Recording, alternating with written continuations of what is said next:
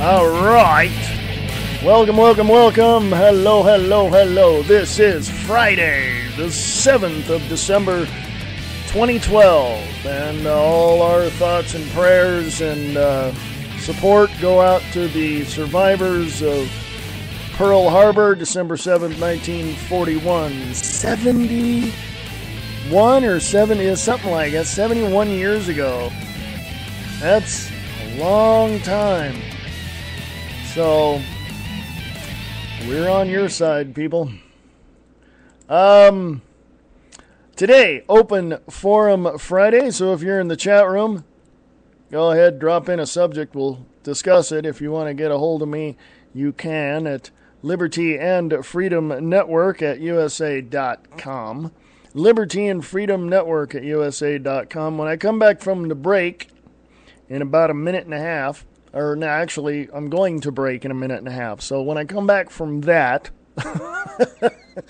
we'll go to Liberty and Freedom Network on Facebook, talk about whatever is on there, and boy, oh boy, do I have a jam-packed show for you today. Okay? Got some good news. It's not all bad. Got some good news there, too. So anyway, if you want to get a hold of me, yes, go ahead. Liberty and Freedom Network at USA.com. Liberty and Freedom Network at USA.com. Want to go to the website? Cool. Go ahead and support us over there at freeamericaradio.wix. That's wix.com/The Views Expressed. On the right-hand side, there's a book, Many Directions a Man. It's mine. I wrote it. Yes. I did. It is just my observations of life and some solutions. On the left-hand side of the page, you have a tab that says Store. Go there and support Liberty and Freedom Network and promote your patriotism all at the same time. Down at the bottom left-hand corner, you got a donate button.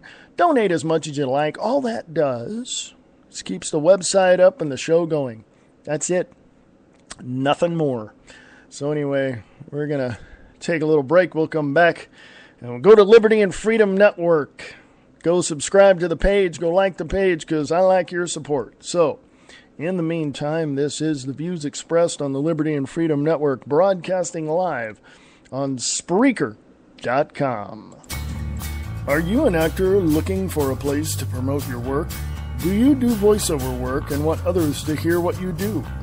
Go to Eastland Entertainment and get your work seen and heard. Eastland Entertainment is your one-stop shop in the Reno, Nevada area for all of your entertainment needs. Eastland Entertainment will promote your work for you. Eastland Entertainment also produces original short films and radio plays through Eastland Radio Films. For more information, contact them at Eastland Entertainment at USA.com. Or go to the Eastland Radio Films website at eastlandradiofilms.wix.com/EastlandFilms. That's eastlandradiofilms.wix.com/EastlandFilms. Are you looking for an alternative to your normal everyday radio? Well, check out KTRNradio.com. Jay Towers and Brian Keller bring you everything that you ever wanted to know, and even if you didn't want to know it. Go check out That Radio Show with your host, Jay Towers, and That BK Show with your host, Brian Keller, on KTRNradio.com. It's 106 miles to Chicago. We got a full tank of gas, half a pack of cigarettes. It's dark, and we're wearing sunglasses. Hit it. Do you wear your sunglasses at night? Well, maybe you do some other crazy things too. Why not add The Sandy Fox Show to your list? You can find me on Spreaker.com, Icecast.org, and TuneIn.com. Fox out.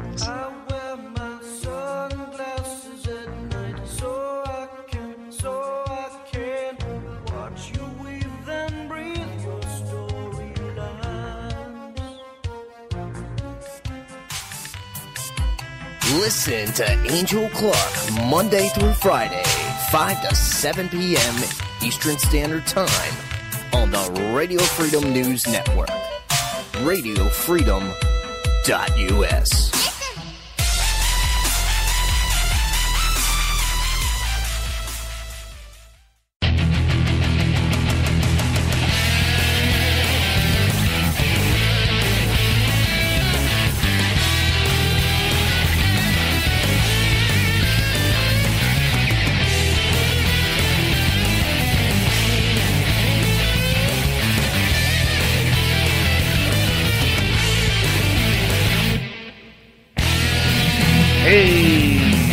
We are back. This is the Views Expressed for the 7th of December. I've got people calling me all over the place. Hang on just a second. I hung up on Jay Towers. There you are, Brian. Where are you? Oh, hang up on Jay Towers. I just hung up on him. Jay, would you call back, please? Thank you. I accidentally hung up on you. I just done it on purpose.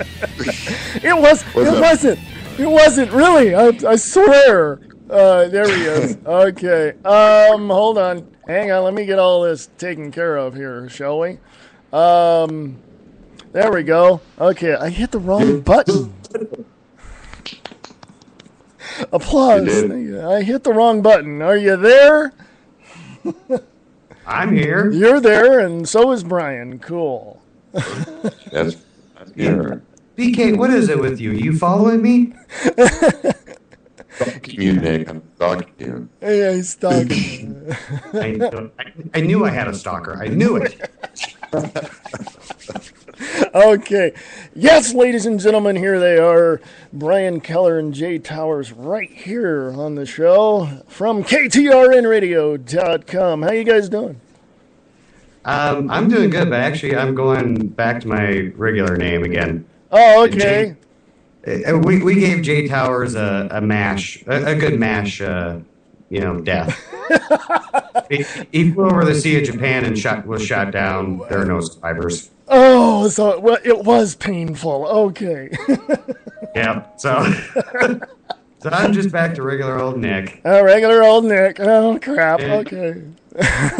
Just regular old Nick. Well, when it comes Christmas time, then I'm Saint Nick. Oh, you mean Brian actually sanctified you? No, I mean put the suit on and the white beard and ho ho ho. Anyway, so Open Forum Friday. What is Nick? What is on your mind lately? We haven't talked in a while. Yeah, no, it has been a long time. I just got back on Spreaker, glad to be back. Yeah. And everything, and mainly what's on my mind right now really doesn't pertain to like national security or anything, but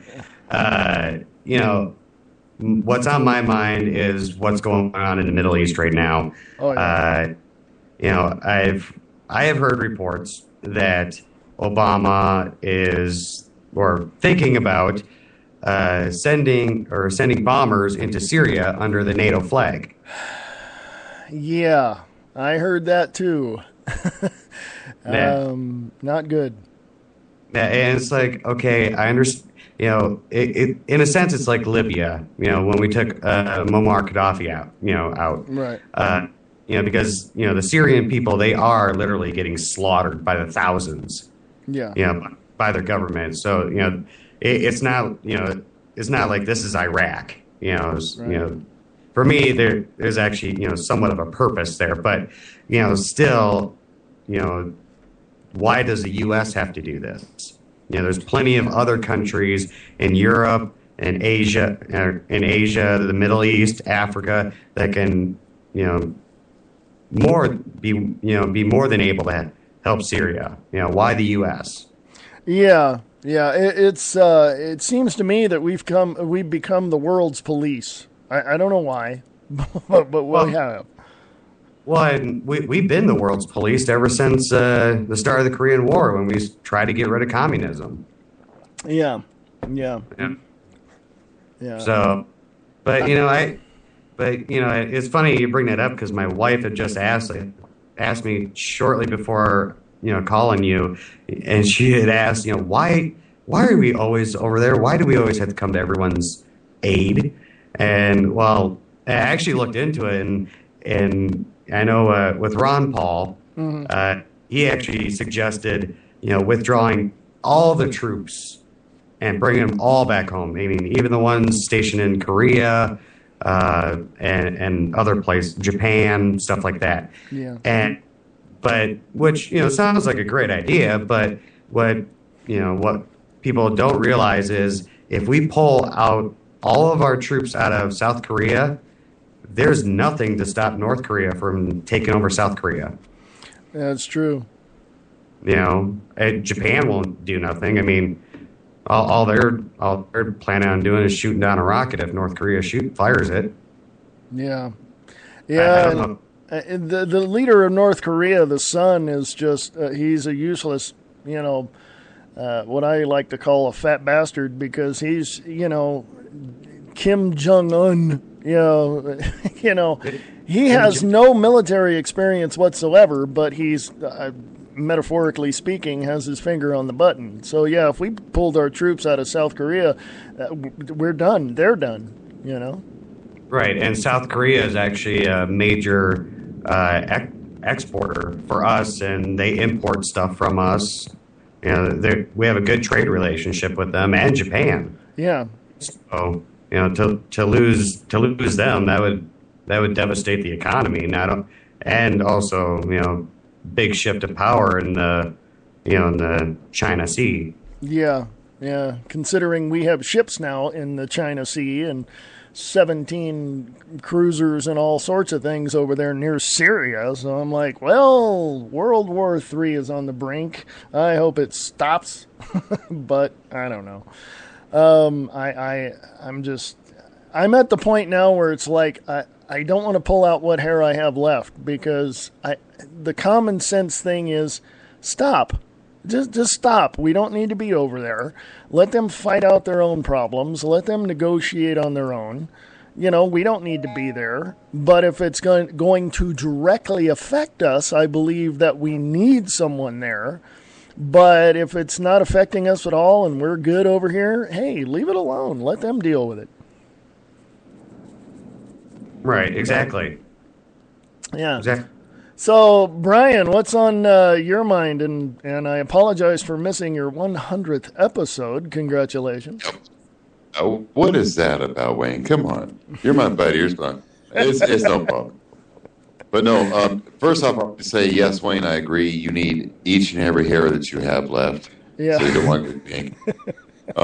And my idea, or your idea basically about just, let them fight it all over themselves is my idea with the gang problem here in the United States. You know what? Put the Crips on one side, the Bloods on the other, and just let them kill each other off. Then we won't have the problem anymore. Yeah, we got a lot of open land here in Nevada. It's like 80 to 90% comparison to the rest of the United States. We might as well just put them out in the desert and let them do what they got to do. Let the vultures have breakfast, Well, then you can also help pay down a deficit with it because you put it on TV on a pay-per-view basis, and people would pay to see that. See? Wow. The greatest sporting event that ever was. Dang. Yeah, so I don't know. We can. Why is it that people with rational minds can sit around like this and say, "Here's how to solve the problem"? But when you get the big wigs that are being controlled by other people, they sit around and they say something like this. They're going, "Oh no, we need war because it's profitable." I mean, Ron Paul in his speech alluded to the fact that war is profitable. So I think that's the only reason why things happen to such a degree to where we, the United States government and the military and NATO and all of that, go in and do what they do because Halliburton makes money, the private prisons here make money, so it's a racket. Right. Yeah, everyone makes money except us, Main Street. Yeah, exactly. I'm sorry, Brian. Go ahead. Remember when we even had to ration? What was it during World War II? Yeah. The government was rationing things, and people, or they were rationing like copper and stuff like that. But I can guarantee you, the businesses that produced that stuff was making money hand over fist. Oh yeah. It's been that way ever since the beginning there, and how much. A price do we have to put on lives? There's no price for lives apparently, but there are no price on the life. But apparently, big business and government say there is a price on life, and that is however much they can make off of these people dying because of the wars they perpetuate and keep going. Yeah, and that's when you look at how the wars have begun. It's always been with a false flag event. Always. I mean, look at of course, today is the 71st anniversary of the bombing of Pearl Harbor. And a week to a week and a half before, the president already knew something was going to happen. And he had everything right there, but he's going, he didn't do anything to stop it. And it's come out in congressional hearings and stuff that he knew, but what are you going to do, after the president dies? You can't do anything. So you just cover it up. Right, Yeah, exactly. Well, and here's the thing. Do you think anyone really would have done anything with FDR? I mean, he was elected to 4 terms. Oh, God, yeah. I mean, he was the biggest progressive there was. He's like, war? Yeah, cha-ching. He knew. Well, yeah, but I mean, he did also get with his New Deal, New Deals and stuff. He did get us out of the Depression, and war sucks. I know, war sucks, but with World War II, honestly, I think that was probably the only just war in the 20th century. Just because of Nazi Germany, Hitler. The concentration camps, the Holocaust. I mean, something had to be done. And the world came together and did it.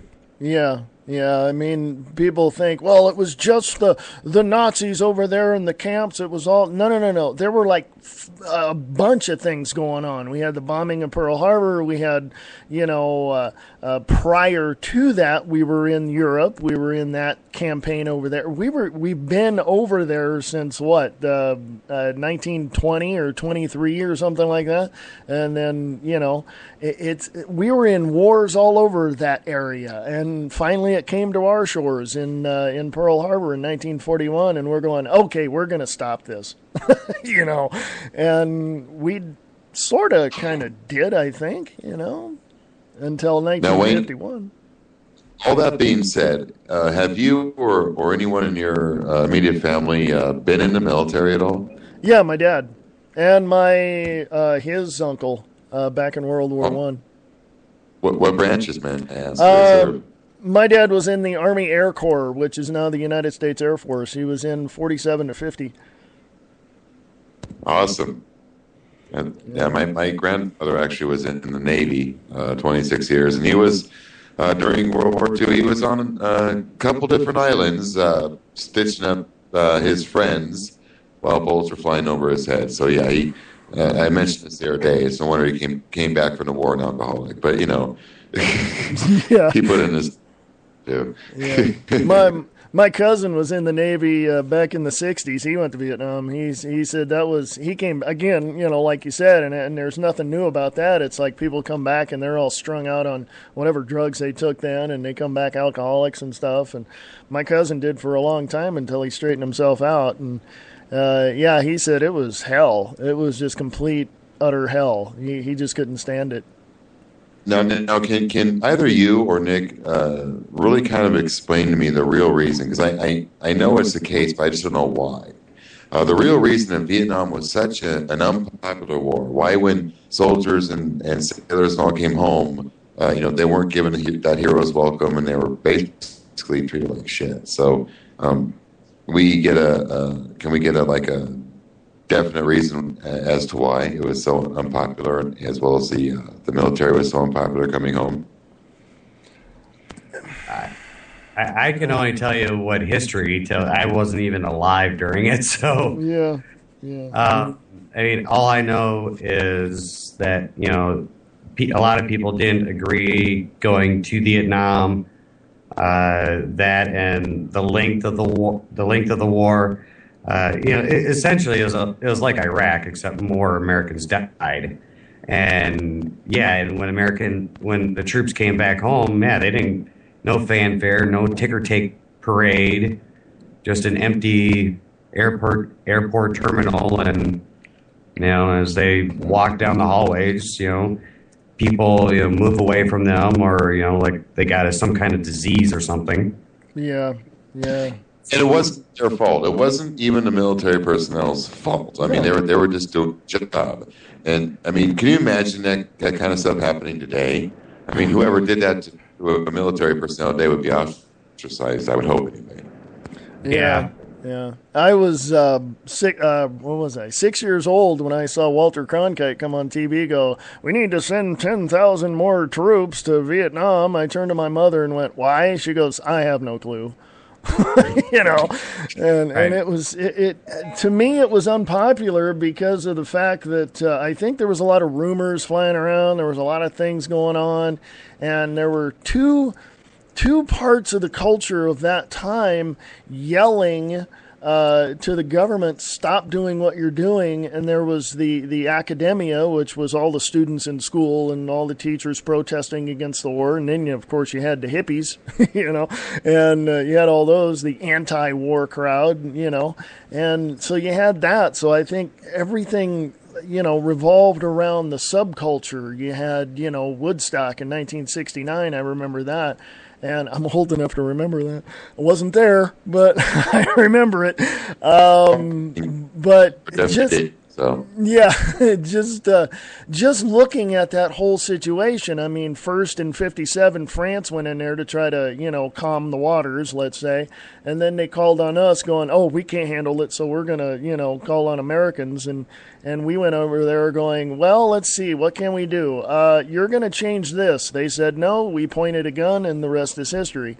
And I think it's just because, and I know people that were in Vietnam. I used to years ago work with people, and in a company I worked for in California who went to Vietnam. He was a kid. He goes, "What do you expect me to do? I'm 19. I get off the boat. I'm hearing gunshots. 5 minutes later, I'm out in the field."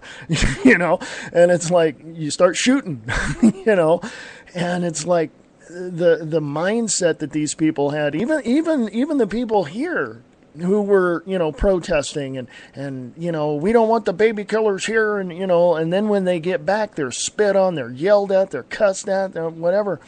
It's two different mindsets. They go over there to help some people, and then our people here cuss them out for doing so. So it was unpopular all the way around. And of course, that one too was started by a false flag event. CBS News reported on it. But yeah, it's just completely. I think it's the mindset of people. They hear something, they're like, "Oh, they went over there and they killed babies." Really, they did? Well, and then they run with it from there. It's like, the gossip magazines of today. You see a big headline and you're like, "Really? Oh God!" So my dad said it was unpopular. He didn't like it either, but he wasn't in, but he knew people that had to go, and he said he didn't like their attitude when they got back. They were nice people when they left. They came back, they were total jerks.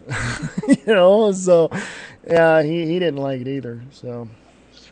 Well, I have a former boss who is actually a sniper in Vietnam, and I asked him, I said, what kind of life does a sniper live? And he said, he'd get up in trees, basically, and he'd stay there until, the guy he's supposed to shoot or people he's supposed to shoot showed up. I said, "Well, how long was that?" He says, "Well, so it could be up to a week and a half or so." I said, "Wait a minute, you're in a tree for a week and a half?"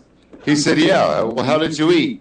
He said, "Well, you have one of your friends come and run underneath the tree and throw food up and hope that you grab it before it's the ground." Oh my God!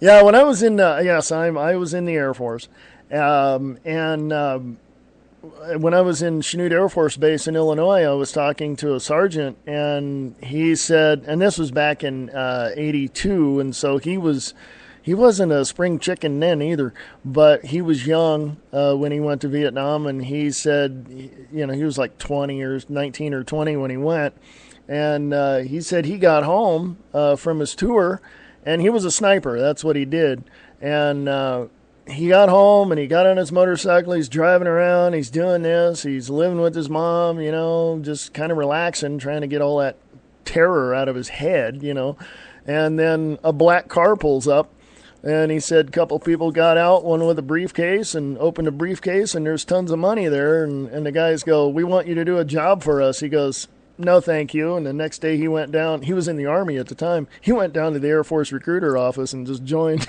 He goes, "Nope, I know what they wanted me to do. And I knew who they were. So I'm not doing that."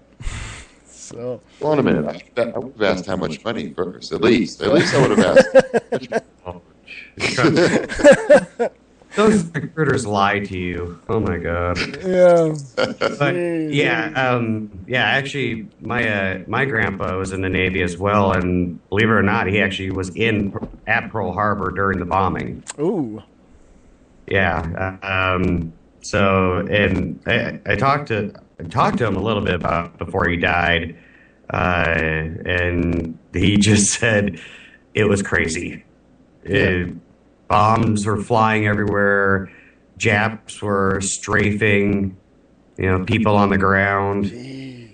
running, people running away, men, women, stuff like that. And then he, but he also saw action at Midway, Coral Sea, and I believe he was part of the Island Jumpers as well. Okay. He was an engineer's mate second class on a destroyer escort. Oof, man. And then, of course, my father-in-law, he was in Vietnam. Mm. And isn't it amazing that people who come out of World War II, they like to talk about it. Some of them like to talk about it, and they're like, yeah, and this was this, and we had this job to do, and all that. But people who came out of Vietnam are going, I don't want to talk about it. Right? Oh yeah, exactly. And Father didn't like talking about World War II at all. I asked him one day, I said, "Hey, Grandpa, what did you do in the Navy?" And his answer, verbatim, was, "Not a damn thing." Jeez. Even though he was a medic and he was, he did what he did and all that stuff, but it was just, again, it had that effect on me. He just didn't want to talk about it. My father, even when he was young, actually caught his father throwing away some of his Navy medals. And Dad, don't you want those? No, they don't mean anything. So that's the mentality he came back home with.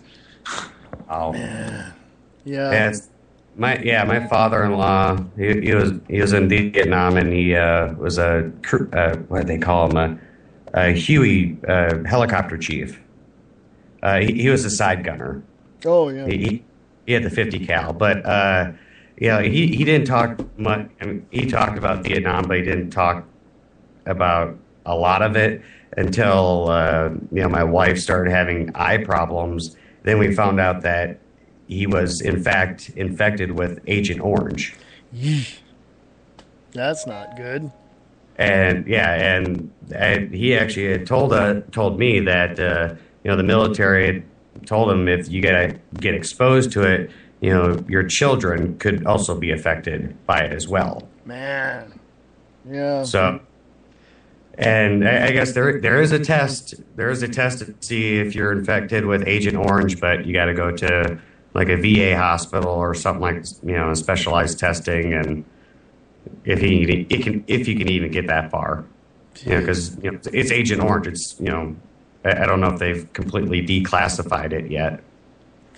Yeah, it's crazy. I mean, my father, he doesn't talk too much about it, but I finally, had to pull some information out of him. But he went to Laos, and he went to Germany, and he went to England, and I said, well, how'd you like England? He goes, you can have it. That was back then. That was 47 to 50. So, I mean. Oh, okay, yeah. So England was probably, in ruins? Probably at that point. Well, yeah, I mean, they're still probably rebuilding after the German Blitzkrieg. Yeah. It's I've seen people who came back from there and who came back from Korea and Vietnam, and I can tell you it has an effect. And even here recently, seeing people come back from not only the '91 Gulf War but also Afghanistan and Iraq, and a friend of mine is I'll just say. She's overseas. I can't tell you exactly where she's at, but she's overseas, and she's in the Army National Guard, and they called her up. And she says, and I know people myself, it has a huge effect on people to see war of any kind, or even if you're behind the lines, you see the wounded come in and no legs, no arm. It does have an effect on you. And Right. this whole thing... to me, I'm a firm believer that we have to defend ourselves, but I don't like the fact that we're over helping others defend themselves. I just don't like that. So, Right. Well, yeah, and just to give you a little example of what some of those troops might have seen over in Afghanistan and Iraq, I had a buddy over 360 combat missions. wow.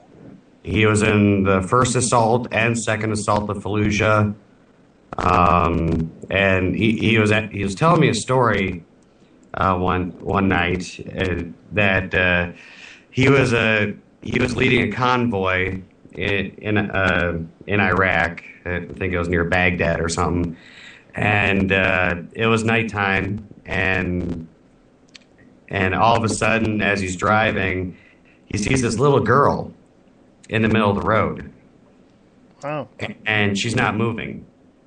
Well, what military intelligence and what the Iraqi people would do was they would actually put their children in the middle of a convoy, make the convoy swerve to miss them because the road was so narrow. Yeah. That if they just swerved any way, they would go off the ditch or, go off road, and then they'd be ambushed. So his captain that was sitting next to him said, "Run her over." He looked at his captain and said, "Do what? Run her over." Yeah. And it's like, and he said, "Cap, I can't do that. I can't run a little girl over." And he basically put it this way, and he said, "Sergeant, if you don't run that girl over, this entire convoy is going to get ambushed." So he closed his eyes and he hit the pedal. Oh. And but here's the thing: he didn't hear anything, didn't notice anything. So he opened his eyes, and as soon as he opened his eyes, he hit the girl.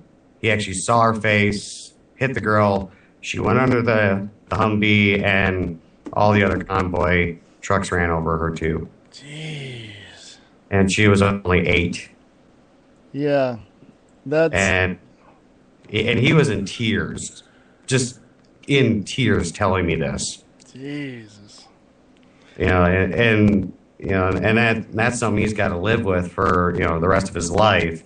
But it's what do you do? I mean, do you kill an innocent child, or do you let your entire convoy get ambushed?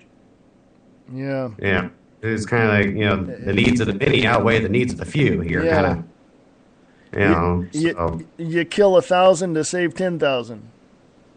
And that's a tough decision to make. I mean, really. When I was living here in Reno many years ago, back in 90, 89, 90, 91, I was living in Virginia City, and I was with a family up there and staying there, and one of the guys came out of the Navy at that time, and I was 92, I was up there, and the guy told me he was a radar person on a Navy vessel, and he looked at his CO and he says, "What's this little dot right here, moving around? Why, And he goes, his CO behind him said, "Oh, that's Saddam Hussein." And the guy goes, "Well, can we kill him?" He goes, "Not without word from the president." They knew where he was at all times. Oh. And they could not do a thing to him. And, of course, we know George W. Bush went in to vindicate his father, so in 2003. But it's when you are faced with a situation and your mind is like, I've got to do this to save these people. When you have orders like that, what do you do? Like you said, it's like, the needs of the many outweigh the needs of the few. And I don't think I could have done that. I really don't. I would have been court-martialed and thrown in the brig because I wouldn't have done that. Or dead. Or dead, yeah. Yeah. Worse, yeah. You could have got ambushed because you'd be the lead, Humvee in the convoy. So if there's an IED or something like that or a roadside bomb, you're probably going to hit it first. Oh yeah. It's war is hell, as they say. And I don't like it, but we have 17 ships of various kinds in the near Syria and all that, and I think 3 of them are aircraft carriers. Yeah. I know the Enterprise is over there. Enterprise, I think the Eisenhower's over there as well, I think. I don't know. And maybe the Ronald Reagan. And the Ronald Reagan, and oh man. I don't like what's coming down the line. I really don't. But we do what we do, and we got to prepare ourselves. I mean, my brother taught me how to shoot guns, and he goes, "Don't ever point that at someone unless you're going to use it." And I'm going, "Yep, that's true." So, and I'm glad I learned how to fire a semi-automatic rifle. Oh, God, yeah. Yeah. My niece was in the Navy. She's in the Air Force now. She's doing her thing there. But on the way home, when she was in Oceana, Virginia, my brother went and picked her up and everything, and they came through Las Vegas, which is 8 hours from me here. And they stopped off at a gun shop, and they had everything imaginable. AK-47, AR-15, I mean, you name it. They had everything. And a shooting range right behind them. So they went out there and shot some guns, and my brother goes, "I'm going to get me an AR-15. And I went, oh, my God. And he's got, let's just say he's got a few guns at his house. And and he lives in California where pretty much every single gun is banned. So, but I don't know. I support defense. I don't. If somebody's going to be violent toward me, oh, just look out. You've just pissed off the bear with the hemorrhoid. I mean, you're going to get yours. Seriously. Right. Exactly. So that's what you're saying, Wayne. That you're a nice guy, just don't piss you off. Yeah, exactly. It's like, I got stuff, you try to take it, yeah. Let's just, I echo, what is that? I echo Charlton Heston. He says, they can have my guns when they can pry it out of my cold, dead hands. Exactly. Yeah, so I know how important and precious your hair is to you, so I will not mention it. Hey, now. Oh, boy. I'm not bald. I know people that are 10 years younger than me that are half bald already, and I still have a full head of hair.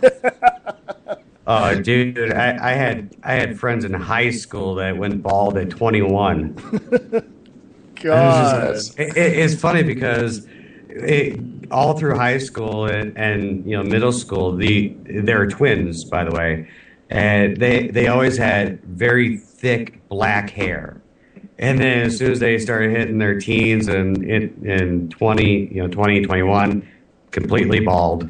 Jeez. Like, what happened? I mean, you had great hair before. What happened? I had a friend of mine who had wonderful long hair, nice, really. He's like, he played in a band and stuff, and then he got married, and I didn't see him for a few years. I saw him, and then he was completely bald, like shaved all his hair off. He goes, "Yeah, I started losing it after I got married." I went, "Oh." So, yeah, I should have known then not to get married, but I don't know, man. But anyway, what else is on your mind there, Nick? Well, actually, since you mentioned that you have a friend in the Army currently serving, and she's female, I know recently there was a captain, a female Army captain that went on, I don't know if it was CNN or something, but she went on basically to say that women should not be in the infantry. What are your thoughts on that? I mean, should women be in the infantry or be in combat? I myself personally believe that if they can hold their own and do what needs to be done, I believe they should be anywhere they choose to be. Now, if the higher ups and the higher ranking officers say no, I don't disobey orders, but I think that if women can hold their own, go for it. Right. I would agree with that. I mean, I wouldn't say, I'd kind of put a cap on it just because, Oh yeah. We do want to preserve our, American race here. Right. So, but, God, what was I going to, but yeah, I mean, I know women, some women are just deadly accurate when it comes to, firing, whether it's a handgun, assault rifle, shotgun. In high school, I had it was my high school sweetheart at the time, but we were playing paintball, and I know it's not a real bullet gun, but still, it had some velocity on it. Well, anyway, she was a little scared, to say the least, about getting hit. She didn't want to get hit by a paintball. So, me being the nice guy that I am, I helped her up into a tree. And I just said, okay, just stand up there, and when they come up, just just start shooting at them, but, stay behind the tree for cover. Her first two shots, one head shot, one neck shot. Up in a tree. I'm like, and of course, I'm down at the bottom of the base of the tree, on the ground, with some cover. And I just look up at her and like, "You sure you never fired a gun before?" It's like, "Ever." It's like, okay, well, there's the other guy. Hit him. And sure enough, he got him in the hand. And it was the only body part exposed because he was hiding behind the tree, and he had his hand sticking out and nailed him right in the hand. It was like, and I'm just sitting here like, God, you want to come down here? Jeez. Yeah, it's amazing. I've seen women like on those skeet shooting shows, and target shooting, and I just look at those women going, I'm not going to piss them off. They can stay there. I'm okay. So, oh yeah, some of them are really accurate, and I don't know. My view is that if they can hold their own, and if the other guys don't have a problem with it, and that's fine, And I also think that if they're nurses and stuff like that, I mean, they're crucial to the military as well. So if that's all they want to do is be behind the scenes and do supply or medical or whatever, that's fine, But if they want to be out in the front, if they can handle it, go for it. Right. Yeah, that's what I think. What do you think? And I will definitely agree with that. If they can handle it and keep their own and everything else as well as anyone else, why not? Yeah. I don't see any problem. Yeah. And you notice some of the movies paid for by our government, thank you, that have women in, on the front lines. You notice most of those movies have them being strong and, they're out there and they're doing what they're doing, and the guys are the wimpy ones. You ever notice that? Yeah, I have. And you know what else, Wayne? Lisa, I'm sorry. to interrupt, but Lisa has a story about her niece who's actually a sniper herself. Ooh. And she's been in Afghanistan and Iraq, and she decided to join the UN Army. And they stuck her in Somalia, and being a sniper, she likes to carry her rifle to feel secure, and they wouldn't let her carry a rifle or a sidearm. And she goes, well, how the hell am I supposed to protect myself? And they said, oh, we have a truck following you with someone with a gun in it. She goes, no. So she hit a gun on herself. But she hated it there because she's fair-skinned, she's got green eyes, and she's blonde. And she said the Somalian people kept touching her. And it was freaking her out. She didn't like people coming up and touching her all the time. Oh, my God. Yeah. I would have been doing some karate moves going, touch me again, you'll lose that arm. Oh, we're supposed to be nice. No, don't touch me. No. Oh, Right. Well, they were she was blonde, right? She had blonde hair, and they never seen that. It's like, oh, it's an angel. No, it's an angel with a .45 caliber. Leave me alone. Angel for all these angels. This is an armed angel. Well, the sad thing is she made the Olympic shooting team, and they went through their physicals and everything. They pulled her aside and told her, you failed the your analysis and everything. She said, I don't do drugs, and I haven't taken any drugs or anything. They said, no, we have to kick you off the team because you're pregnant. Oh. Ooh. Ooh. So I'm not doing full or contact sport or anything. They said, nope, it's policy since you're pregnant. Oh, my. And she didn't even know yet. Oh, my God. Yeah, I believe that's even a policy for the military as well. If a woman gets pregnant, she is pretty much discharged. Isn't that what happened to your mom? That's what happened to my mom. After my mom and dad got married, they were both in the Air Force. She only served 13 months, and then they got married, and she got pregnant, and they said, we have to discharge you. Well, she had a miscarriage. So they told her, well, military life's not good for you because it's too stressful. That's why you miscarried. So they discharged her. Jeez. God. It's incredible. And, yeah, I think the military needs to revamp some of their rules. I can understand most of them and why they have them, but a woman in the military who marries a military guy, and why should they kick him out? You know what I mean? Right, exactly. Or, the rule that, enlisted cannot fornicate with commissioned officers. Yeah.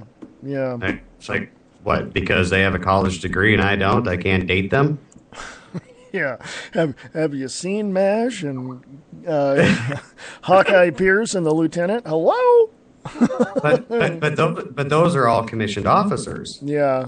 But if you remember the episode when Radar actually gets promoted to First Louis, him and I think it was Nurse Baker or something, I don't know. Yeah. I actually have the whole series on DVD. I know this, but he was a corporal, she was a lieutenant. They couldn't date, and then when he became a lieutenant, then he tried to date her, and then said, "Well, it's no fun anymore. You're not forbidden fruit."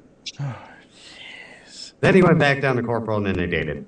Oh my God. Jeez. Yeah, it does happen, though, I'm sure. I wasn't in long, but I was in long enough to know that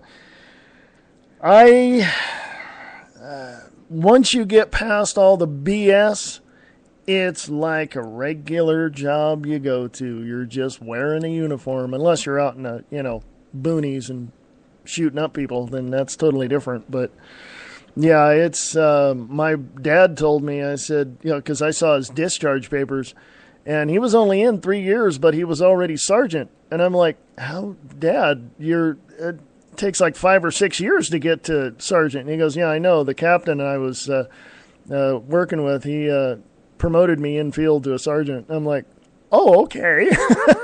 So my dad had a fun time. He said, yeah, he really enjoyed it. And he said, the only thing he regrets in life is not staying in. I said, well, if you stayed in, I wouldn't be here. And he goes, yeah, that's true.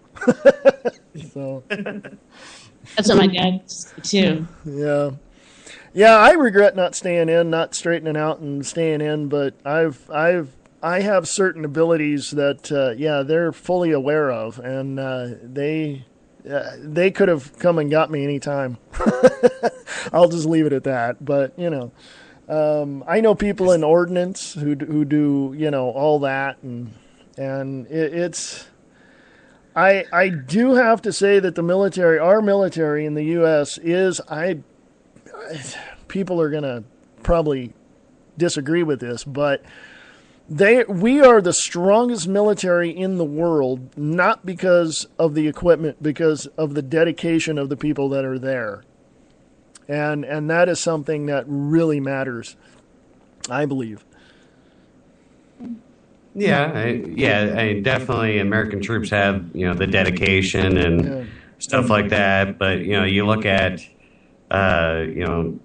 Chinese troops, they're actually trained since they're little boys. Oh, yeah. I mean, they literally take them from their home and, or not just China, but other places, North Korea. They just take them from their home when they're little boys and send them to boot camp for like 10 years until they're needed. And, they're completely brainwashed and, and they're taught one thing, to kill. That's it. Yeah. It's I don't know. It's amazing. I look at all this stuff that's going on, and I'm just waiting for the other shoe to drop. Seriously. It's not going to be long, I can tell you that. No. So I got that feeling when your intuition kicks in and you get the, chills all over your body. It's like, okay, just hold on for the ride, Yeah, and one shoe already dropped when Obama got reelected. Oh, God. See, now, didn't I know, I was on your show there a few months ago, and I said, watch, he's going to be reappointed. He's going to get back into office. Sure enough, I knew it. Boom. And, of course, the election was stolen. Like Romney would have done any better, but he's, they're both bought off by the same people. But, Yeah, I know. I was doing a show on election coverage, and we're watching the Electoral College and the popular vote, and it looked like it was neck and neck for a little bit, at least, and then all of a sudden, boom, Obama. It's like, whoa, where the heck did that come from? And I don't know. Don't even get me started on the Electoral College. Oh, yeah. That needs to go. That and the Federal Reserve and the IRS. Yeah, those three things need to go bye-bye. Yeah. So. I mean, my whole thing is if I ever go to Washington, D.C., the first place I'm going is to the IRS building, and we're going to stand there and just flip it off all day long. Oh, yeah. If I was president, I'd stand in Congress on TV on C-SPAN and go, Federal Reserve, IRS, and the Electoral College, you're fired. Bye-bye. Watch everybody freak out. What? Lobbyists, special interest groups, you're gone. See you later. Pack your bags. Your history. That's where the streamlining needs to start, right there. And but that's just my opinion. Right. Well, and you're absolutely right. It's. Oh, yeah. Now, Wayne, did I know you're a big fan of chemtrails? Oh God, yeah. Now, I know there's a photo circulating on Facebook. It's actually via Jesse Ventura's conspiracy theory show, and it actually shows two pictures. I guess either an airline or a military personnel blew the whistle on it. And they actually have two photos of the same plane, one not having the chemtrails and the other having the chemtrails. And you see the chemtrails are not coming from the engines; they're coming from the wing. Yeah, there's. I saw that picture, and I do believe it was a commercial airliner pilot that blew the whistle, and that's been going on for months now. I mean, people are coming out. in chemical companies and even fueling companies for these planes, former employees are going, yeah, we fill it up. It's in the fuel. So, but they also have on the tips of the planes, there's the dispensers that are on the tips of the planes, and they're all over the place. I mean, I didn't see that. I think that episode was just a few days ago, and I didn't get a chance to see it yet. But yeah, if you go out on any clear day and look up and see like somebody's playing tic-tac-toe in the sky, yeah, those are chemtrails. And I keep hearing the opposite.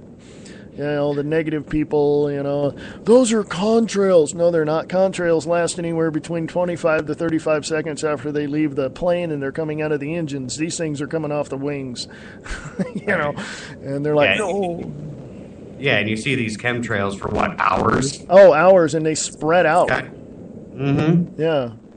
I see them all the time flying over by me. Yeah. I mean, there's not a day that goes by that there isn't 2 or 3 chemtrails that are in the sky. Oh, yeah. Yeah. At least here in Minnesota. Oh, yeah. In Minnesota. I like Minnesota. Jesse Ventura. If you're here this weekend, you're not going to like it. Oh, my God. What's going on this weekend? We got a big snowstorm coming. They're after all is said and done, 6+ inches. Oh, I know, that's not big, but then there's the freezing rain beforehand. Oh, black ice. Hello. Yeah, so that's fun.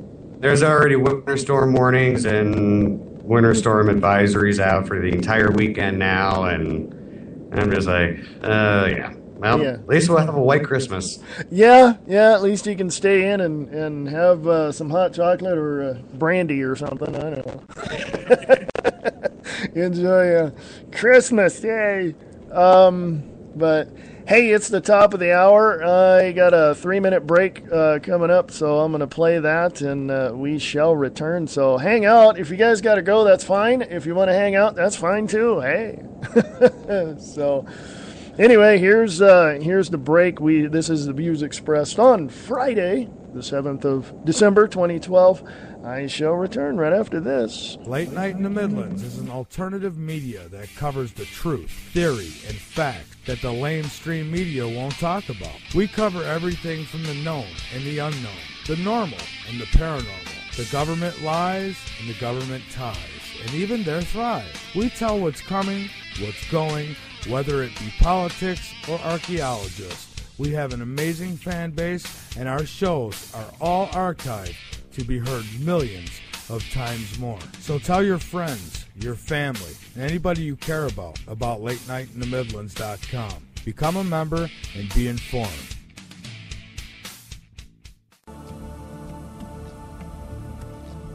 Come listen to Journey into Light with your host, Michael Long. The show is about looking into the afterlife. Where do our souls go from here? What are the true messages from above? Everybody is family, so make a journey into light with Michael Long your home. With the best guests on the show, they share the love with all who call in and those who are in the chat room. That's Journey into Light with Michael Long, Sunday through Thursday, 5 p.m. Pacific, 8 p.m. Eastern, on blogtalkradio.com/journey into the light. Eastland Sci-Fi Radio Theater is looking for you. Are you a voice actor looking to hone your abilities? Are you a writer looking for actors? Then Eastland Sci-Fi Radio Theater is for you. If you are a voice actor or a writer of sci-fi themed radio plays, send your information to Eastland Radio Films at USA.com. For more information, go to eastlandradiofilms.wix.com/eastlandfilms for more information.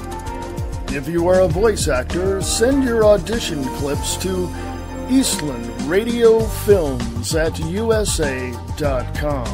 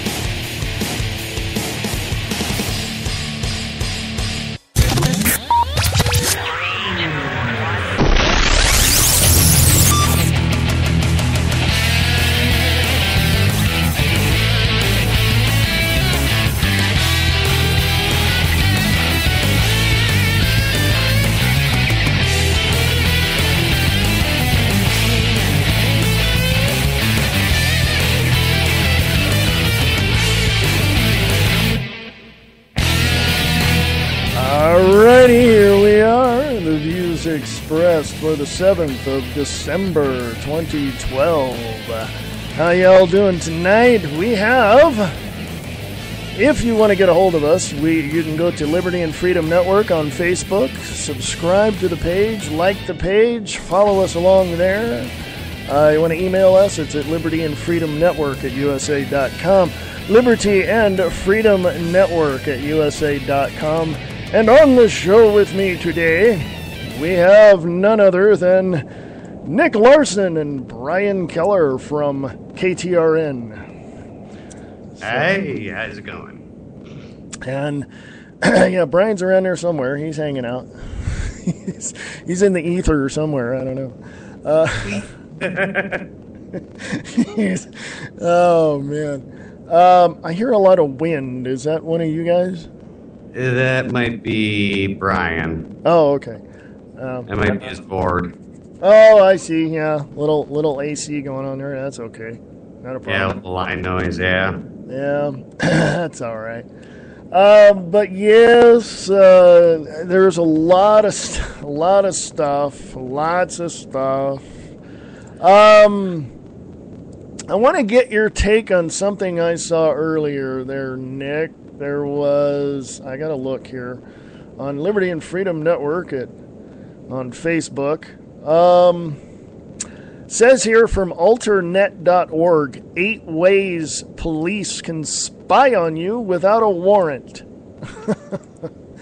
Yeah. It's nice to see that the Fourth Amendment is, staying strong. Oh, yeah. Yeah. The first one they say is phone records, who you call, when you call, how they get it, and what the law says.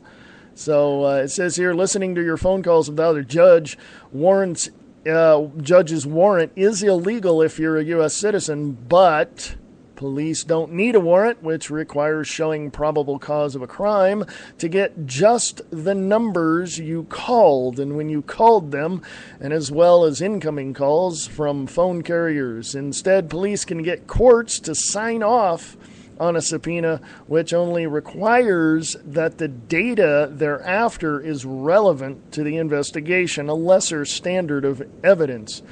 Yeah, it's skirting the Fourth Amendment there, don't you think?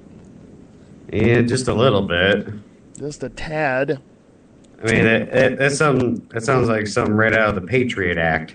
Yeah, pretty much. That piece of useless paper that Bush signed, yeah.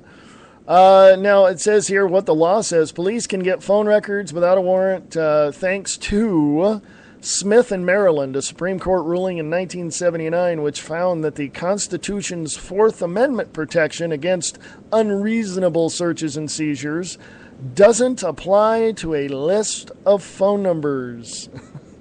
So there you go. That's how they get around to doing it. I'm wondering if that won't be a U.S. Supreme Court case in the near future. Yeah, I'm thinking it might go in front of that soon. I know they got a lot of stuff on their dockets. I've heard people go to, like, gay marriage and all that. A lot of that stuff is going up there. I'm thinking, why are they arguing that in the Supreme Court when they should be arguing the Constitution and standing on that? But, well, look who appointed them to be in the Supreme Court. Right. So, Well, and I know Colorado's governor is talking to the federal government about how he can reverse the legalization of marijuana for recreational use in the state. Yeah. And because there were 3 states up that were voting for it, but only 2 actually passed it. Yeah. Colorado and Washington State. Yeah. Now Washington State, they're not fighting it. In fact, right the day after Election Day, yeah, it was reported that they dismissed over 200 marijuana-related court cases the next day. Jeez. Yeah, that court calendar freed up real quick. Yeah. and a lot less people in jail and on the taxpayer dole, too. Right. But now with Colorado, obviously the governor's not for it. But, and I guess this gets into like a 10th Amendment issue right here. Yeah. It's been an ongoing thing, even with the medicinal use of marijuana. The feds come in and bust you or whatever, even though it's legal in your state, but it's not federally legal.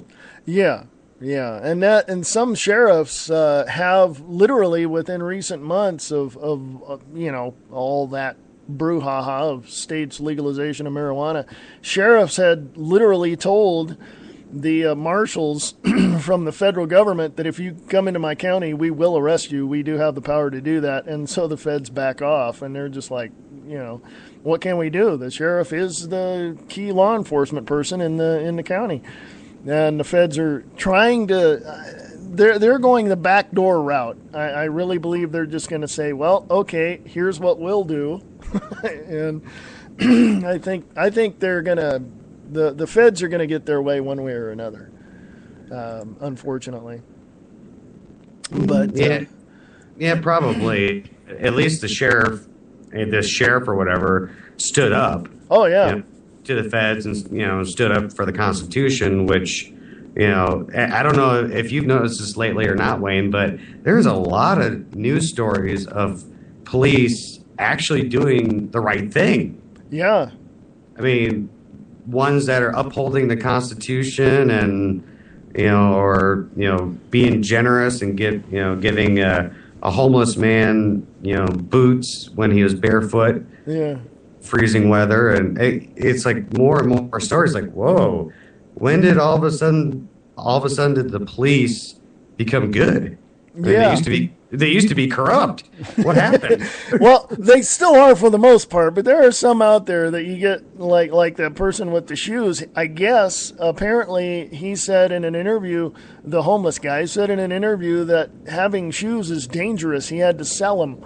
And so, I don't know who stepped up later, but I guess that police officer was on one of the shows on one of the networks, and I didn't see it, but to me, I look at some of these cops like the former police officer in, I think, Philadelphia, who stepped up and told, I think he was called to the airport because somebody was making a scene with the TSA or whatever, and he came in and he goes, no, these people, these protesters have a right to do what they do. I'm standing on the Constitution. Well, he's now a former police officer because apparently his bosses didn't like that.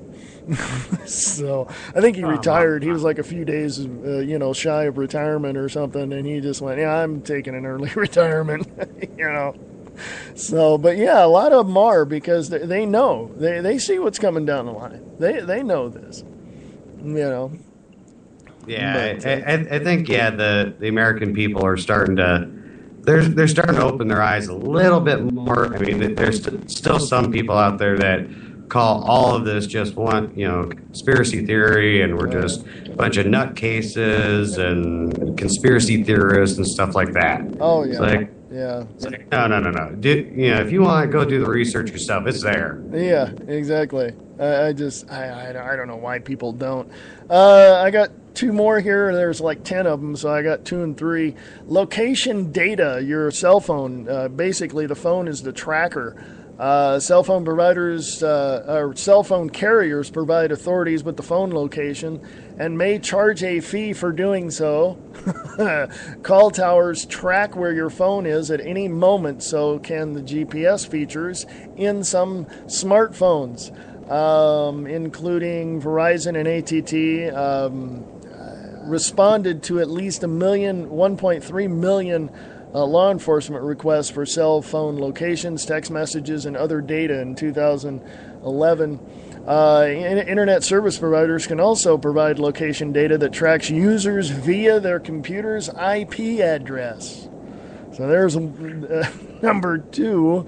And number 3 is, of course, IP addresses on the computer. I don't know. I can say this. If they want to come and talk to me, go ahead. You don't have to track me. No. Just come and talk to me. I'm here. I'll give you some coffee. Here you go. We'll have a nice discussion. Would you like some tea? Would you like some tea? Anyway, yeah, it's, I don't know why they need to go sneaking around trying to get into my, stuff. Years ago, it was, and you probably saw this in the older movies and TV shows where detectives would go dig through the garbage, Now it's like, hey, turn on the computer. Bang, there it is. I have a smartphone. I just got one. I just got from Sprint, and there is a thing on here that, you go into the settings and there it is, It's, I'll try to find it here for you. Oh, it says location and services. It has Google location services, GPS satellite, location and Google search. I mean, it's all right there. They know where I'm at. I don't care, but, I'm not doing anything wrong. Right. Actually, I think Sprint was the only company that actually did that. Because all the other companies still have the tracking software hidden. Yeah. Like Verizon and AT&T and T-Mobile and stuff like that. I mean, granted, I don't like being tracked either, but, it did come in handy when, it was last year, so I happened to be one of those, searches in 2011, by the way.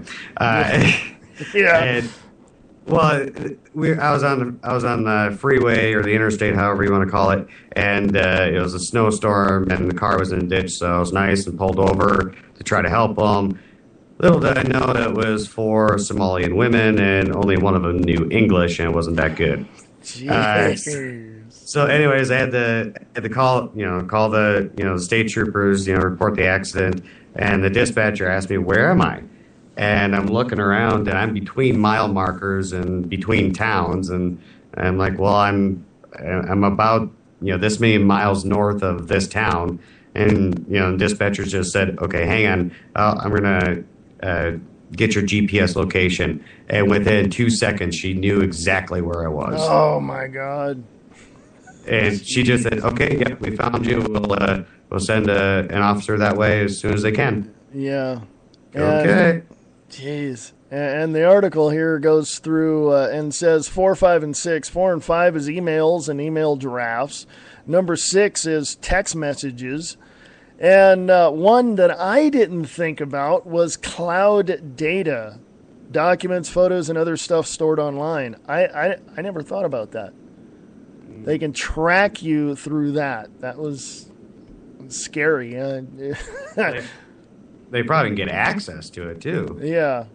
Well, I mean, like Carbonite or places like that. If you're storing your information elsewhere on another server, chances are that company can get into your stuff. So.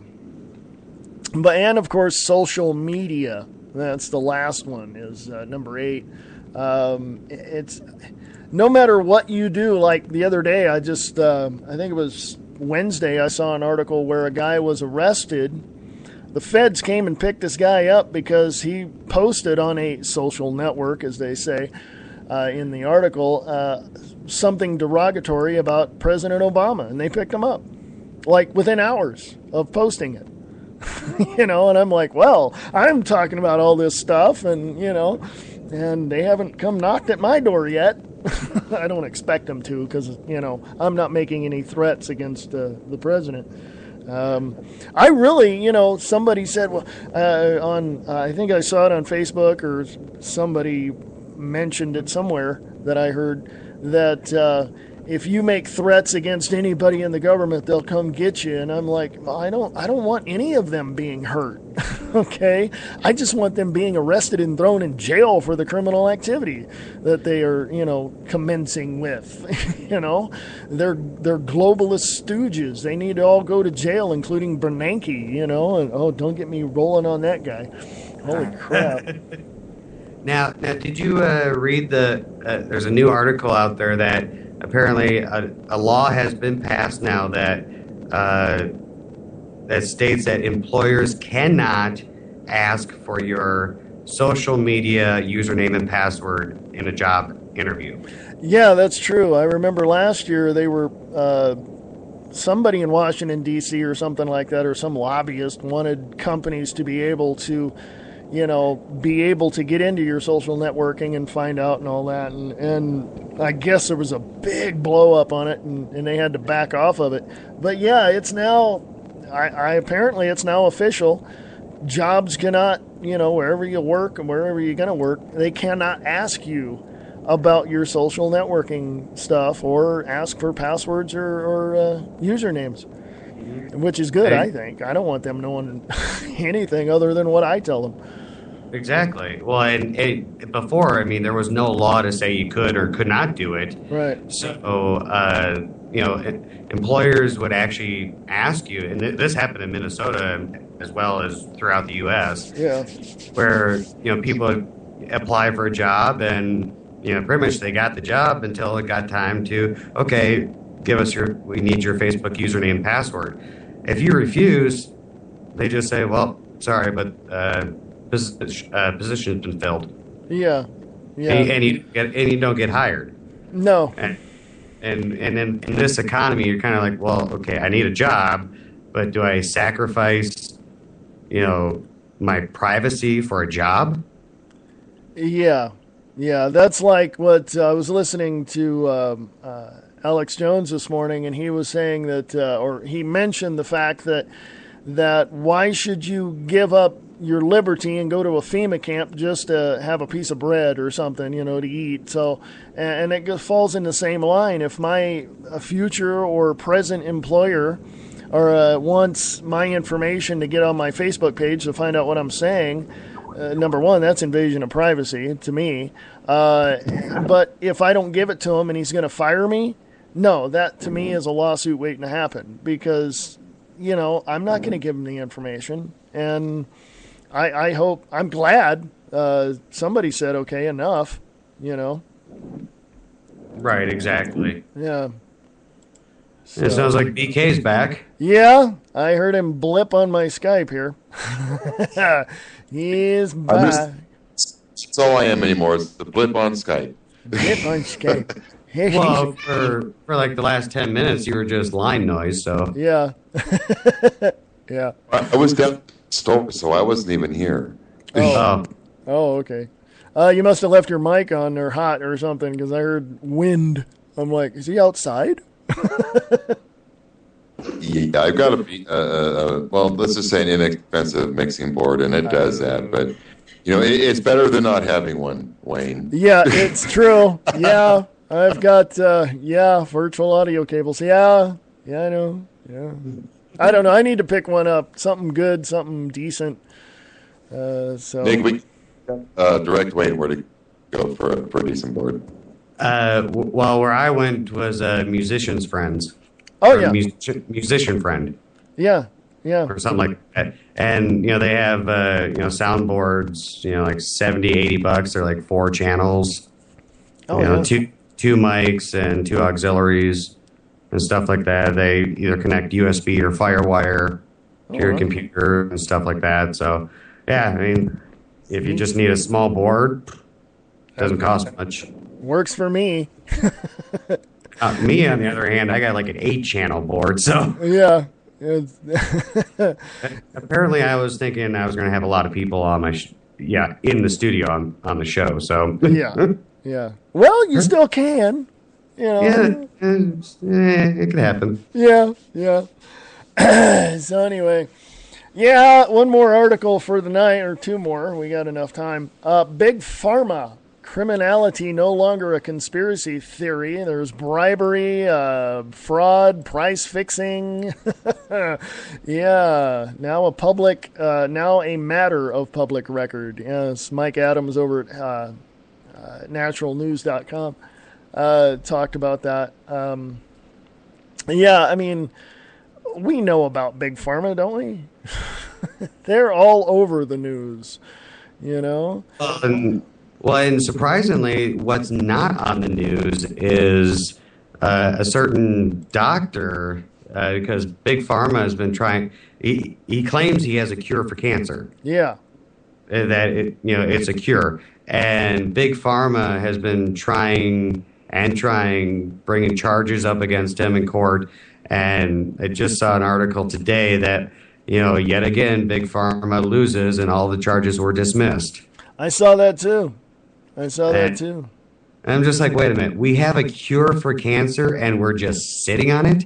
Yeah. But yet, when the government was going, or Big Pharma was going after this guy and ridiculing him and stuff like that, yeah, the media was all over that. But, when they heard, the charges were dismissed, did you hear anything? Nope, not at all. And they're not going to do that. The charge, no, we don't care. Okay, we'll just drop it. It's over at Late Night in the Midlands with Michael Vera. He talks about this. I mean, he's got somebody on there, I think once a week now. He comes on and he talks about all sorts of things that can cure all sorts of things. And I'm like, well, is it, a snake oil salesman? I don't know. But I've been looking into the marijuana side of it. And I think to myself, let's see, what did the American Indians have in their peace pipes? And they lived quite a while. Right. And the thing is that the common misconception about marijuana is that no one goes through withdrawals afterwards. Yeah. I'm going to tell you that it's absolutely false. They do. They do. I should know. Just went through 4 days of it, so yeah, I know. Yeah, it's and I happened to be in my, I think, 24th or something like that, 25th year of being clean and sober. So yeah, I know. So yeah. My 30 years being clean and sober. Jeez. Yeah. You're 40. 40th hour? Was that what it was? I'm only 43. Oh, okay. Yeah. You 43? No, you don't look it. Come on. I'm 5 years. I'm 5 years sobriety with alcohol. Jeez, that's cool. Yeah. Awesome. Well, considering I drank every day for about 5-6 years, a liter a day. Oh my God. And it was hard. It was rum. Oh. I even forego. I said, the heck with the shot glass. Just give me the bottle. Yeah, I used to do the same thing. 2 liter bottle of Pepsi and a big old bottle of Jack Daniels, and the Pepsi would be gone first. Holy crap, Nick. Serious? You wouldn't even mix it? You would just drink it right out of the bottle? Yeah. Well, I had it in the freezer, so believe me, it actually goes down a lot smoother. But, and then I just chase it with the Mountain Dew. Ah, God. Jeez. I even did with Southern Comfort 100 proof, too. Gee, my knees. It had to have been, was it the Myers rum? Because Myers is pretty smooth rum. Yeah. No, it was Bacardi Gold rum. Ooh. Oh, my God. Yeah, I used to drink 151 Bacardi with Coke, and my brother goes, hey, I was like, 20 at the time. My brother goes, hey, watch this. And so he poured a little bit in the cap. He goes, you want to know what you're drinking? I go, yeah. So he took a lighter and lit it, and a big old 6-inch flame came up, and I'm just like, holy crap. Oh, the guy when an empty bottle of he'd empty a bottle of rum and then he'd light the tip of it and it would shoot a flame out. Yeah, he did that all the time. Jesus. Yeah, so I quit drinking rum at that point. Or I quit drinking Bacardi, let's put it that way. But yeah, it's not fun. I don't know why people want to put poison in their body, that and vaccines. I really don't. I just... Something, should like click and go, wait a minute, that vaccine, that drug, that alcohol, that's poison. Why the hell do I want to put that in my body? You know what I mean? But I guess common sense gets thrown out the window in those moments. Don't even vaccines. Don't even get me started. You don't have that much time left. No. Yeah, we got like 35 minutes left, and I can just give you the floor because I'm sure you have a bunch of documents proving vaccines are not good. I think we need more than 35 minutes. Oh my! I think we need like 3 hours. Yeah. Oh yeah, but I don't know. I look at all this. I look around me and I see the vaccines and I see all these things going on, and my thought is, and I said it before, sanity got thrown out the window. I don't know what the hell is in people's minds, but it's just sanity is just gone. Common sense is gone, and we have a president up there thinking he's king, and the actor Jamie Foxx thinking he's Lord and Savior. Hello? What the hell is that all about? You know what I mean?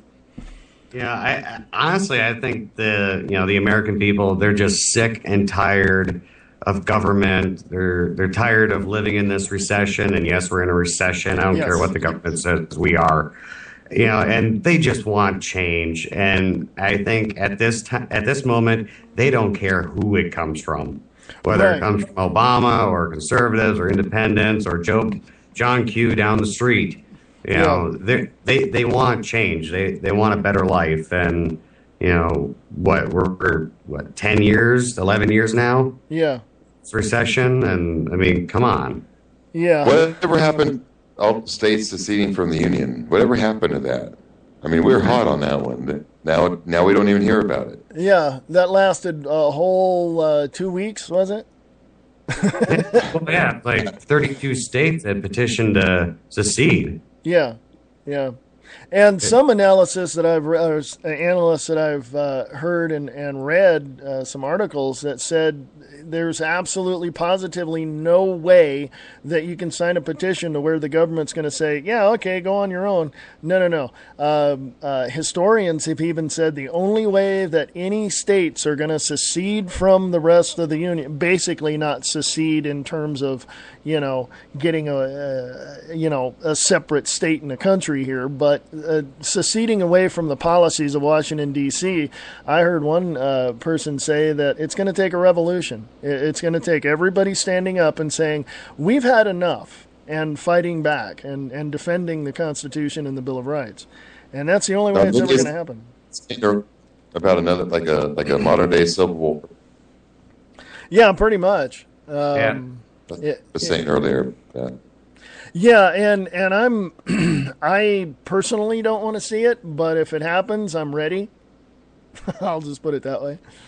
Don't like it, but you got to do what you got to do. Some people say, well, what about the risk? You might die. Things might go, wrong. And I'm like, well, go talk to the 81 to 90,000 people at Gettysburg and ask them how it went. Okay. It's like, did they even think about the risk? No, they had a country to defend. They were conscripted. They were, drafted basically. And they knew they had a job to do to protect their country. And a lot of people forget the fact that we had two presidents on the North and South. We had Abe Lincoln in the North and Jefferson Davis in the South, and we had two different countries here because southern states were seceding from the Union. They're going, we don't want this. We don't, what are they doing? So, and then the Northerners were going, wait. There was a lot of other things other than slavery they were fighting about. And it got out of hand. And it was a real big mess. And I think at the end of the day, after the 3.5-4 year war that they had, I think it was something like, 300,000 people had died or something? I think it was close to 500,000. Oh, yeah. Yeah, it was a lot of people.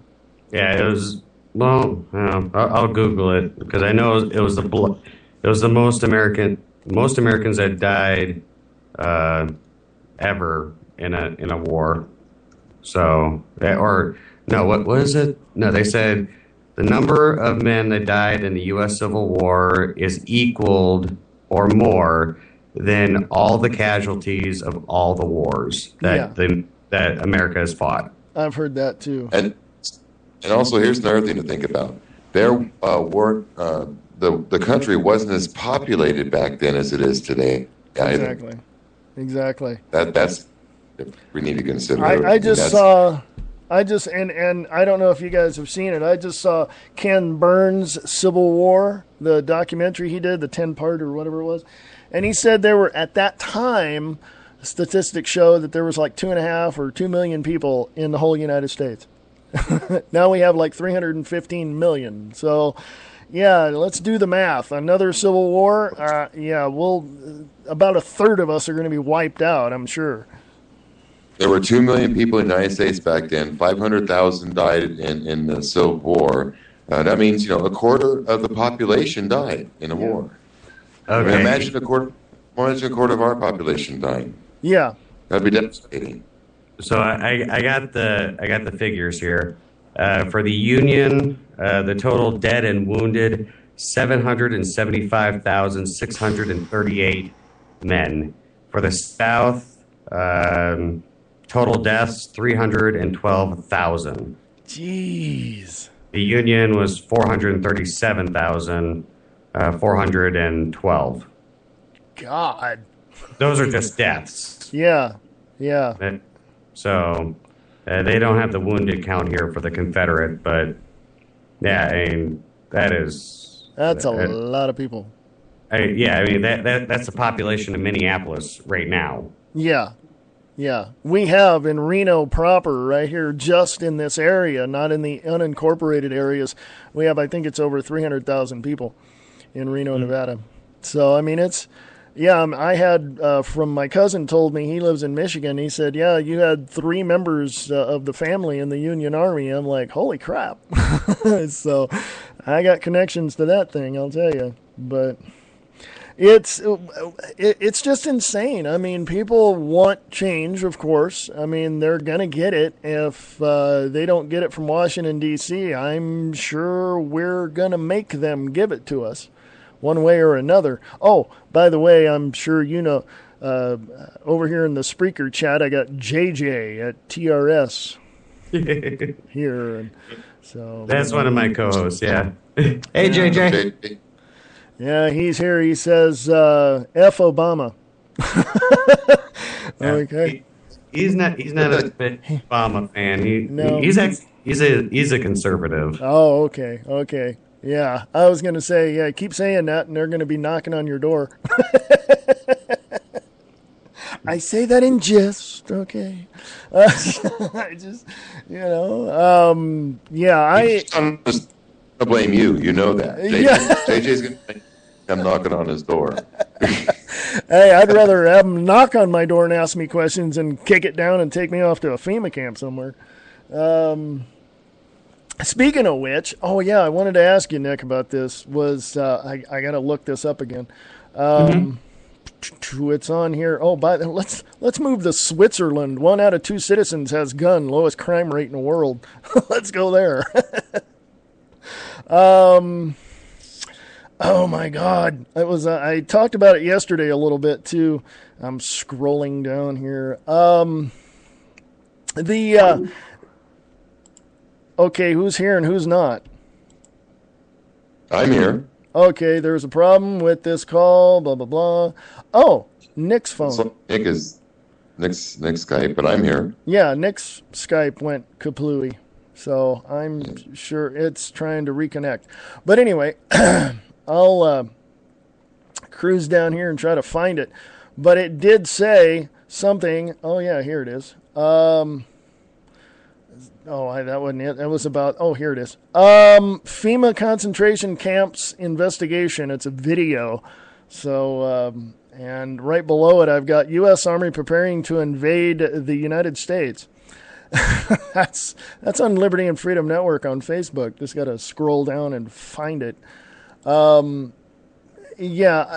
What's your take on this whole thing where it seems, I could be wrong, that our mainstream propaganda machine, the media, is now coming out and actually touching upon the truth that there could be, as they would say, certain things that our government's doing that people are kind of ticked off about. It's, they're not talking about FEMA camps, but they're talking about certain things that would elude the audience to questioning things like that. I've heard myself some things that I was surprised that even Fox would even talk about, But what's your take on the propaganda machine, the state-run media? Well, my take is this. First off, when you join the service or you're elected into an office, you swear to uphold the Constitution and preserve it against all enemies, foreign and domestic. Yeah. So in order for the military to come in and basically put their guns or whatever against us, we would have to be labeled domestic terrorists. Right. Or domestic threats. How that works, I have no idea. But to get to your point about the media kind of alluding to the truth finally, the mainstream media, right. It's a little scary. It's a little scary if the mainstream media is actually even hinting on about the truth about something for once. First off, we better shut our mouths and listen, and we also should be very scared. Yeah, because if they're talking about it, then we know something is up. I listen now. See, I don't agree. Well, I can't. How can I put this? I listen to Glenn Beck and Alex Jones, and sometimes when I feel like it, I listen to Rush Limbaugh, and sometimes I listen to Sean Hannity and people like that. And I don't always agree with everything. I don't always agree with everything they say, but they're hitting on a lot of stuff. Rush Limbaugh not so much. He's part of Clear Channel, so they've got a rein on him. But Glenn Beck and Alex Jones, I mean, they're just like 6 months ago, 8 months ago, last year, they said this is what's going to happen. They have the experts on, and sure enough, today it's happening. So a lot of people put them down and call them kooks. But then when you hear it, the comparison between them and the mainstream media is when you begin to start hearing some of it in the mainstream. That's when they're not so kooky, are they? No, that's when they become the the soothsayers of the media. the sages. So yeah, I've listened to Alex Jones for a while. I've listened to Glenn Beck from the time he was on CNN when he was talking about pitchforks and torches and all that. And well, I'm with you 100% when it comes to Alex Jones, but Glenn Beck, really, I'm sorry, but I stopped listening to him a long time ago. Yeah. He's more, and this is just my take on him. He's more on the entertainment side. He'll allude and touch on certain things, but he's more, I want to entertain people. So that kind of makes me, kind of leery about what he says about everything else. But I don't know. That's just me. But, okay, someone's Skyping me. It was me. I actually Skype chat asking if Nick was back because it looked like he might be back. I don't know. Yeah, I'm back. Oh, okay. I was letting you guys finish talk. I didn't interrupt. Okay. Apparently, the government overheard what we were talking about and restarted my modem. Yeah. It's a conspiracy, man. They're on to us, man. Run. They're coming to get you. Hide the marijuana. Wait a minute. I don't know. But yeah, it's when I look at people like Sean Hannity and Bill O'Reilly and all those Fox people, and they're just touching upon the stuff, I'm going, I heard this like 10 years ago. Why don't they just come right out and say, hey, this is what's happening. You guys, figure it out because here it is. I know why they don't do that, but why do you think they don't do that? With Fox News or CNN or anything like that? Just any of them, really. Because they're backed by government dollars. Yeah. Yeah, exactly. Time Warner's got their hands in the government's pockets so deep. They practically running at least the informational side of the government. Releasing information stuff and. And I never watched Fox News or anything like that. I was always a CNN fan. Yeah. But now I don't have cable or anything, so I can't watch any of it. So. Yeah, because you got to pay for Spreaker. My TV broke. It finally, my picture tube, finally went out, and I just turned it off and went, let's get rid of cable. We don't need it. We see our programs online anyway, so it doesn't really matter. We're not missing it. So, but yeah, it's I heard that about 10% of the Fox News is being supported by funds from, I believe it's a son of a Saudi prince or something like that. I'm not sure, but it's all government propaganda. I mean, it's like it was back in the 30s and 40s during the war, World War II. We just don't have, what was her name on the radio, Nick?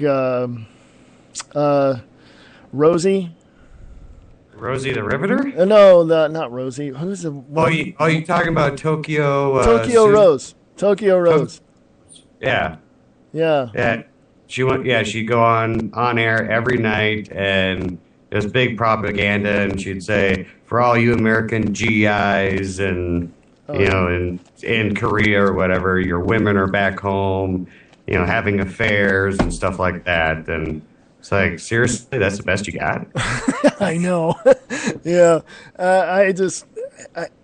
I'm at the point now where even if I did have cable, I wouldn't watch any of it because it's all, they lie through their teeth. All of them. They're teleprompter reading biological androids. And I'm sure, I don't know if this ever has happened. I haven't got word of it yet, but I'm sure they leave the studio going, what the hell did I just report on? That doesn't sound right. Or they may be so buffaloed they don't care. I think it's more the latter there, Wayne. I think they walk out of the studio. Oh yeah, tomorrow's payday. Wonderful. Yeah. Give me my $100,000. I'm gonna go buy my new Lexus or something. Yeah. Yeah. But where do you? Either one can answer this. Where do you think in the next 6 months, because we've now reappointed or somebody reappointed Obama, where do you think this country is going to go in 6 months if we don't do anything? Well, I can tell you, if nothing's done by December 31st, there's a lot of taxes are going to be raised. Because the Bush tax cuts are due to expire then, and the fiscal cliff kind of thing. Yeah. It's, we could be looking at a government shutdown yet again. Yeah, and that's I don't look forward to it. I really don't. And trust me, you don't. I mean, Minnesota, our government shut down for about 2 months. Yeah. Just because we couldn't agree on a budget. That's it.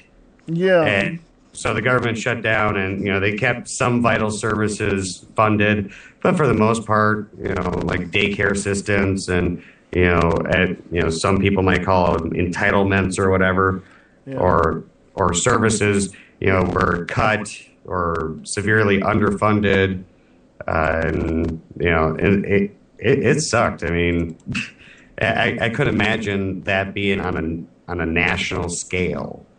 If you think, people might not get their disability checks or their Social Security, or maybe they'll lose their Medicaid or Medicare. Yeah. Because premiums will just skyrocket. Yeah, and I think for the retired and those on disability or Social Security disability, I think it's going to hit them a lot harder than it would you or I, Right, because they're on a fixed income. Yeah. I look at it this way. I talked to people in California when I lived there, and I said, the best thing that this country ever needs is a flat tax. Get rid of the tiered taxes that we have. Abolish the minimum wage. Pay people a fair market living wage per region, depending on the cost of living. And just have a flat tax just across the board, and somebody goes, well, that wouldn't help the working poor. I said, yeah, it would. It'd give them more money in their pocket, and so Wayne, you were all for Romney's tax plan then, with the 20% cut across the board and close loopholes and getting rid of deductions. Looking at just the deduction side of it, I didn't like it. And just because of that, if somebody buys a house, that's an investment. That's not just, I'm going to go out and buy a house. No, you're going to hopefully keep that house for 10, 20, 30 years. So I believe there should be deductions on your mortgage. My dad got them. My brother has them. I know people. That really saves a lot of money.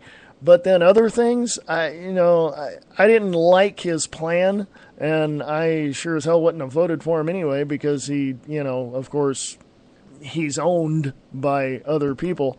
Plus his former company he ran, Bain Capital, was supporting Obama. So I would just because of the deductions. If I have a medical plan, and at the end of the year, if I knew that I could deduct my medical expenses, great, I'd love it. But no, he didn't want that. And I'm like, no, excuse me, I want to save some money and put more money in my pocket. I don't want to get screwed, And I've talked to a lot of people who felt the same way about that.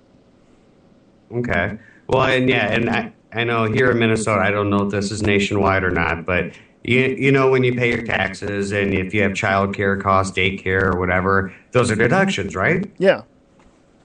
And you'd think child support would be a deduction as well, right? You would hope.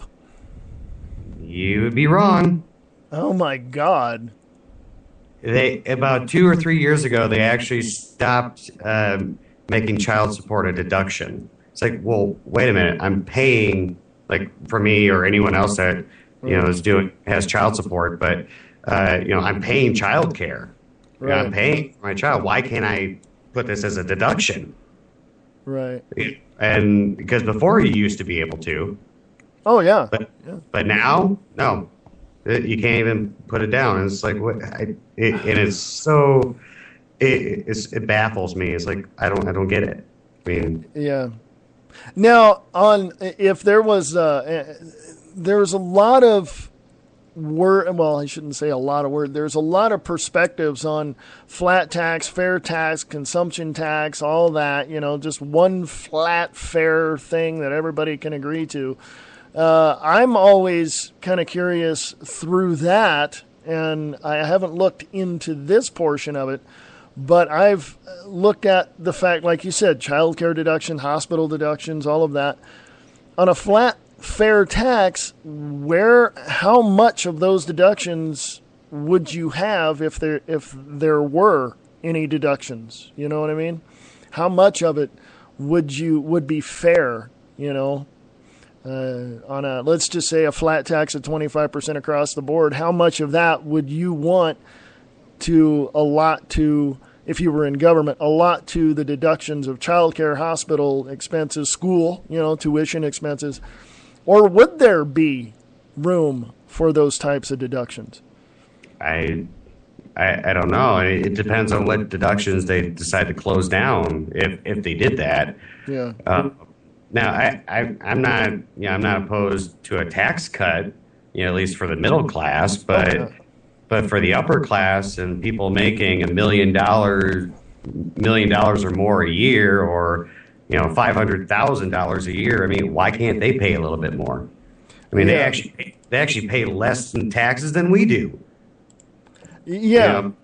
And someone's got to explain that one to me, how that works. So you may, usually, us middle class people, you figure, okay, you get a job or whatever, and hey, you got pay raise, but now you're in a new tax bracket, and you got to, you got to pay more taxes. But yet, when you get to the higher tier, now all of a sudden you don't have to pay that much tax. Yeah. Now there's loopholes you can get through. Yeah. And it's like, why can't, the top 1% or top 2% income earners pay a little bit more? Or here's the other thing. Why can't Congress just not take a check? Yeah, exactly. Because, I mean, if you're at a job, okay, I mean, this goes for anyone. If you're at a job, okay, and you're just sitting around doing nothing, you think you're going to get paid? No, you're going to get fired. But yet Congress, that's all they do. They just sit, do nothing, and get paid. I think a House representative makes a minimum $150,000 a year. Yeah.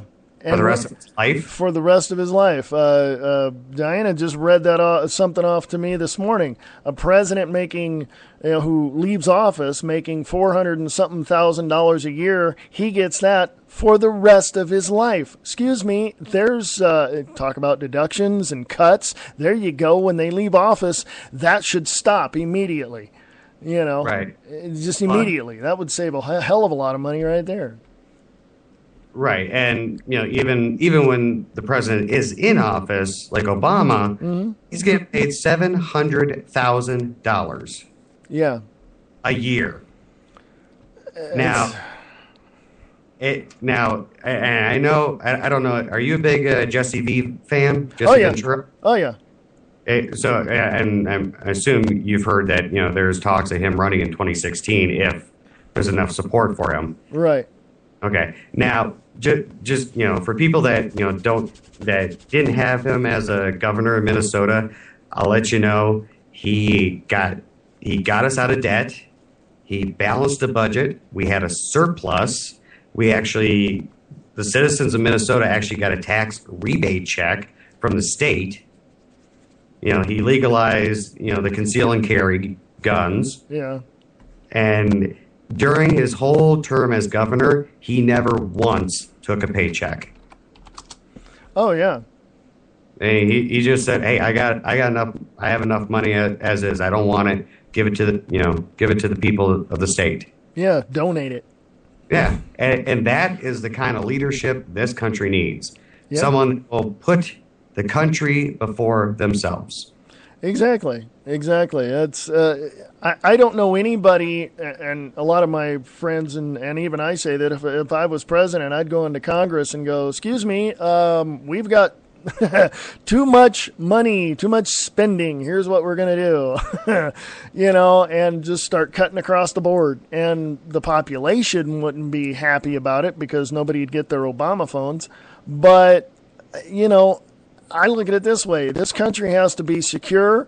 It has to be financially fit to be able to handle the Social Security disability and all the retirees that are out there. And it's going to almost, what was the statistics on this from I think 2010 to I think it was like 2020 or 30, the retirees were going to double literally within that amount of time than they did in the last 40 or 50 years. And I'm just like, holy crap, that's a lot of people on the system, so.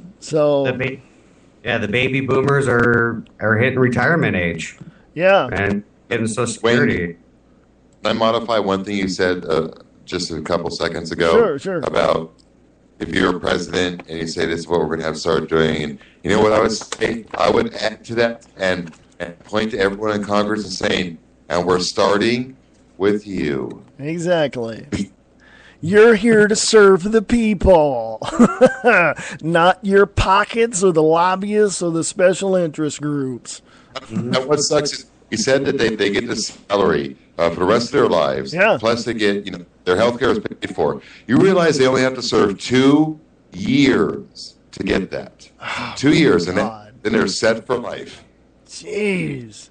I think I'm in the wrong line of business. Yeah, you and me both.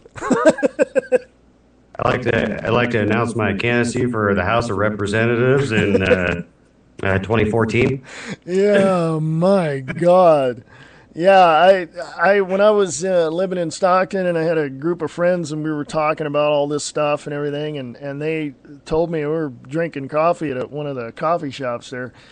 And they said, "Why don't you run for city office or council or something?" I'm like, I'd either have my life, threatened or be kicked off the city council within a year. And they go, "Why?" I go, "Because I would tell the truth. I would be right there in the mayor's face saying, the people want this. You're not going to get it. So yeah, they didn't like me so much." Surprised you didn't one of the disappeared. Yeah. Yeah, I know. I'm not. Yeah, I can spend a whole show on that. So, hey, we got like 4 minutes left. Oh, wow, time flies. Time flies, but you have a show tonight, Nick and Brian, both of you. So, what's up? Just Nick? Just Nick? Nick. Oh, okay. I had mine earlier today, the 100th episode, but Nick starts in about an hour, right, Nick? About an hour. Yeah, in an hour here on Spreaker. Okay. And we'll probably be talking. And I know we'll be talking about Pearl Harbor and stuff, but hey, you never know what's going to come up. Yeah, it's that radio show. It's whatever. So anyway, where'd you guys go? Somebody, I don't hear anything. I'm here. Oh, okay. There you go. Okay, wow. Headphone. Oh, okay. So I'm just going to have to just say goodbye for now, and yes. Hopefully I'll see you in about an hour. The show starts at 10 Eastern, 9 Central here on Spreaker, so come check us out. We're back, baby. Okay. All right, guys. Well, in the meantime, and Mr. BK, you have a show on, when's your show, what time, and what days? My show airs Monday through Friday at 9 a.m. Pacific time on both KTRNradio.com and Spreaker.com. Ooh, a little simulcast there, eh? Oh, yeah. Oh, yeah. You're getting up in the world.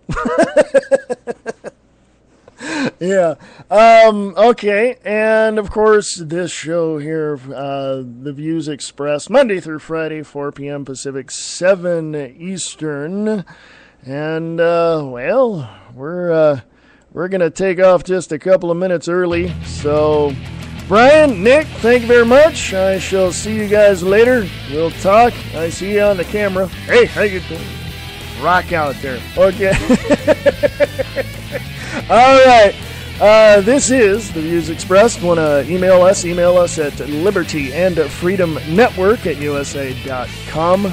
Liberty and Freedom Network at USA.com. Check us out on Liberty and Freedom Network on Facebook. And remember this, we the people have the power because we are America. So have a great night. Enjoy.